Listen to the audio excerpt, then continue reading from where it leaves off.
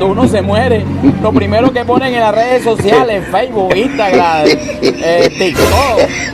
Ojalá pudiera devolver el tiempo para verte de nuevo. Para verte de nuevo. No, y cuando uno los va a visitar, esperan que uno se vaya para poder servir al almuerzo.